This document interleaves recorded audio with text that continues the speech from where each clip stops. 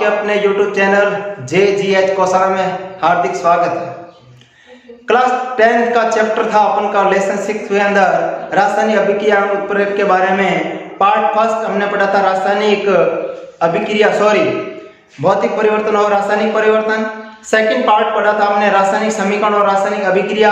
तीसरा आज चैप्टर ले रहे हैं कि जो रासायनिक समीकरण जो होती है जिसको संतुलित या बराबर किस प्रकार किया जाता है, जिसके बारे में अपन पढ़ेंगे एक ट्रिक के माध्यम से। तो ध्यान दीजिए, रासायनिक जो समीकरण होती है उसको संतुलित यानी बराबर, संतुलित का मतलब होता है बराबर, किस प्रकार किया जाता है जो विद्यार्थी समझिए। तो सिंपल सी बात है कि सबसे पहले अपन एक पहला एग्जांपल की बात करते हैं। मान लो हमने लिया हाइड्रोजन प्लस ऑक्सीजन बराबर H2। अब ये हमारे पास में है, ये हमारे पास में तीर से पहले वाला भाग अभिकारक। तीर से पहले वाला भाग क्या कहलाता है? अभिकारक, जो अपन ने कल पार्ट सेकंड के अंदर पढ़ लिया था। और तीर से जो बाद वाला भाग होता है उसको अपन बोलते हैं उत्पाद। तो अभी मैंने क्या कहा कि संतुलित का मतलब बराबर। अब बराबर करेंगे क्या? बराबर ये करेंगे कि जो अभिकारक है उसके अंदर परमाणुओं की संख्या और उत्पाद के अंदर परमाणु की संख्या को क्या करते हैं? बराबर करते हैं। और इसके अंदर विस्तार से धीरे देखे कि इसको लेफ्ट हैंड साइड भी कहते हैं और इसको इंग्लिश में राइट हैंड साइड भी कहते हैं। तीसरा इसके अंदर कहते हैं कि बायां, ये बाईं तरफ है तो इसका बायां भाग, तीर से बायां भाग और तीर से दायां भाग, तो इसको डी कहते हैं ट्रिक के माध्यम से। ये बात आपको समझ में आ गई होगी। अब मैं आपको बताऊंगा कि इसको संतुलित किस प्रकार करते हैं। तो सबसे पहले दो भाग कर लेना अपन को, तीर से पहले वाला भाग अभिकारक और तीर से बाद वाला भाग उत्पाद। अब क्या होता है, कल हमने समझ लिया था सेकंड पार्ट के अंदर कि जब रासायनिक अभिक्रिया के अंदर दो या दो से अधिक पदार्थ मिलकर एक नए पदार्थ का जब निर्माण करते हैं उसे उत्पाद कहते हैं। अब ये दो जो अभिकारक हैं उन्होंने बन के एक नया पदार्थ बनाया है जिसको अपन क्या बोलते हैं? उत्पाद कहते हैं। तो विद्यार्थी ध्यान दीजिए, सिंपल सा तरीका है। जहां पर पहला जो तत्व है कौन है? हाइड्रोजन। तो हाइड्रोजन के पास में जो परमाणु की संख्या है वो कितनी है? 2। जितनी परमाणु की संख्या है वो आगे बराबर करके क्या कर दो? लिख दो। फिर बाद में दूसरा तत्व कौन है? ऑक्सीजन। ऑक्सीजन के पास में परमाणु की संख्या कितनी है? 2, तो बराबर कर दिया 2 ही तत्व है। फिर बाद में आओ उत्पाद में जो अपन ने यहाँ पे लिया अभिकारक वो पहले संख्या लिख दो, हाइड्रोजन और ऑक्सीजन ले लिया। अब यहाँ पर भी जितने की संख्या है वो लिख दो। हाइड्रोजन के पास में कितनी है? 2 है, तो यहाँ पे लिख दिया 2। अब बाद में आ रहा है ऑक्सीजन की संख्या आगे कुछ नहीं लिखी, इसका मतलब अपन क्या मानेंगे? 1 मानेंगे। अब देखिए दोनों में अंतर, अभिकारक में संख्या कितनी है हाइड्रोजन की? 2, उत्पाद के अंदर कितनी है? 2। फिलहाल दोनों क्या है? बराबर है। फिर बाद में ऑक्सीजन की कितनी है? 2 और उत्पाद में कितनी है? 1। तो अब इसको बराबर करना है, इसमें कम पड़ रहा है तो 2 से मल्टीप्लाई कर दो, यानी 2 से क्या कर दो? गुणा, तो बराबर कितने हो जाएंगे? 2 हो गए।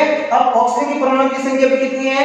2 है और यहाँ पर भी उत्पाद के अंदर भी कितनी है? 2। अब गुणा किससे किया?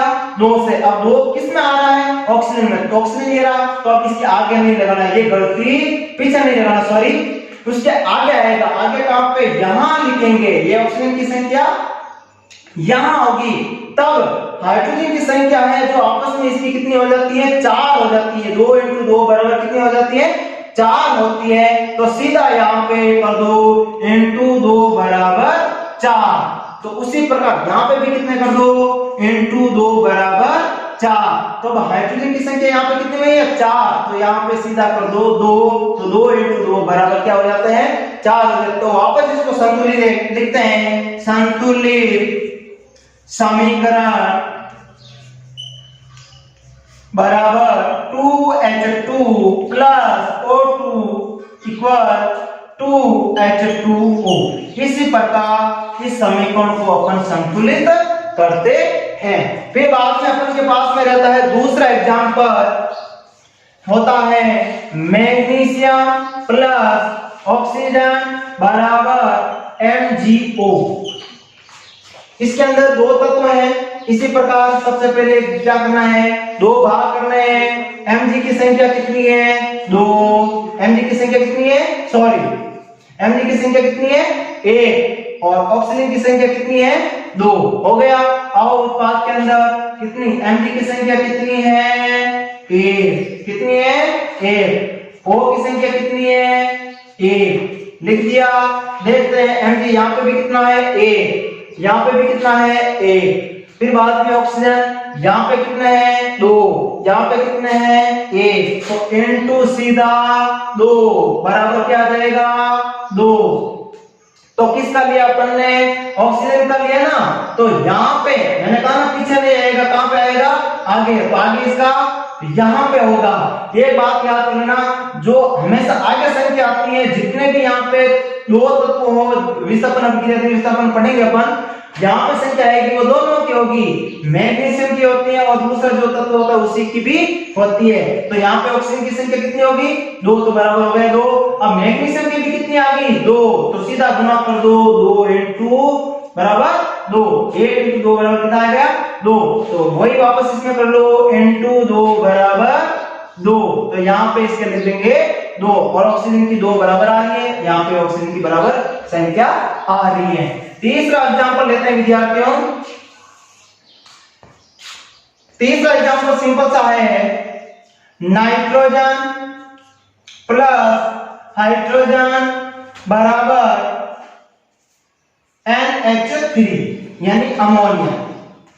तो इसके अंदर सबसे पहले वाली बात यही रहेगी, ये अभी 30 से पहले वाला भाग अभिकारक, 30 से बाद वाला भाग उत्पाद। इसको अपन बोलते हैं 30 से बायां भाग, 30 से बाद वाला भाग दायां भाग, ठीक है। फिर बाद में इसके पहला जो तत्व है नाइट्रोजन, नाइट्रोजन के पास में परमाणु की संख्या कितनी है, 2, तो लिख दिया 2।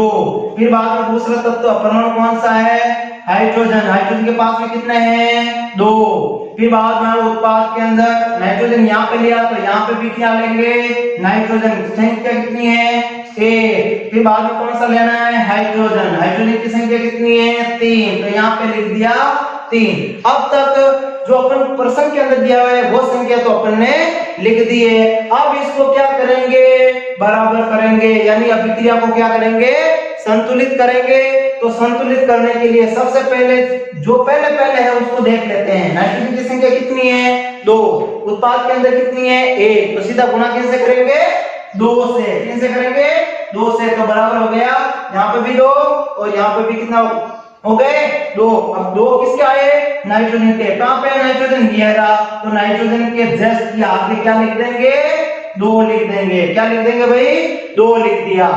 अब आते हैं हाइड्रोजन के पास में। हाइड्रोजन के पास में कितने संख्या है, 2, और यहाँ पे कितने हैं, 3। तो N2 क्या करेंगे अपन को, N2 यहां से कर देंगे अपन 3 बराबर कितने हो गए, 6। और यहाँ पे आएंगे तो N2 2 बराबर क्या कर दिया, 6। किसमें लिया था, हाइड्रोजन में। तो देखो सीधा यहाँ पे हाइड्रोजन के पहले कितने थे, 3। फिर बाद में ये संख्या इसकी भी मानी जाती है, तो हो गया 3 into 2 बराबर 6। यहाँ पे भी हाइड्रोजन था, हाइड्रोजन कहाँ रहा, ये रहा। हाइड्रोजन के पास में क्या करेंगे अपन, 2 into 3 बराबर क्या आया था, 6। तो यहाँ पे भी क्या कर देंगे, into 3, 3 into 2 बराबर क्या हो गया, 6 हो गया। तो यहाँ पे भी नाइट्रोजन की संख्या 2, यहाँ पे भी 2, यहाँ पे हाइड्रोजन की संख्या 6, यहाँ पे भी हाइड्रोजन की संख्या क्या होती है, 6 होती है। तो इसी प्रकार अपन अगला एग्जांपल और लेते हैं। ये हमारे पास में अगर ऐसा एग्जांपल आ जाए तो सीधी बात 2 भाग है। फिर बाद में जो भी तत्व है उसको लिखा जिंक, जिंक का कितना है, 1। हाइड्रोजन कितना है, 2। S सल्फर कितने हैं, 1। ऑक्सीजन कितना है, बराबर 4। ठीक। अब उसी प्रकार यहां पे कर दो, जो संख्या पहले वो लिख दो, ZHSO लिख दिया। अब दोनों को क्या करेंगे, अब इस प्रकार जो लिखा वो लिख दो, Zn 1, हाइड्रोजन की संख्या 2, सल्फर की संख्या 1, ऑक्सीजन की संख्या 4 लिख दिया। अब देखते हैं अंतर। यहाँ पे जिंक की संख्या कितनी है 1, यहाँ पे भी कितनी है 1। हाइड्रोजन की संख्या यहाँ पे कितनी है 2, यहाँ पे भी हाइड्रोजन की संख्या कितनी है 2। यहाँ पे सल्फर की संख्या कितनी है 1 और यहाँ पे सल्फर की संख्या कितनी है 1। यहाँ पे ऑक्सीजन की संख्या कितनी है 4 और यहाँ पे भी क्या है 4। तो ये ऐसी रासायनिक अभिक्रिया पहले से भी क्या होती है संतुलित होती है। तो इस अभिक्रिया के अंदर थोड़ा अपन को ध्यान रखना है कि जब दोनों अभिक्रियाओं को आप लिखेंगे तो दोनों ही क्या आती है बराबर आती है।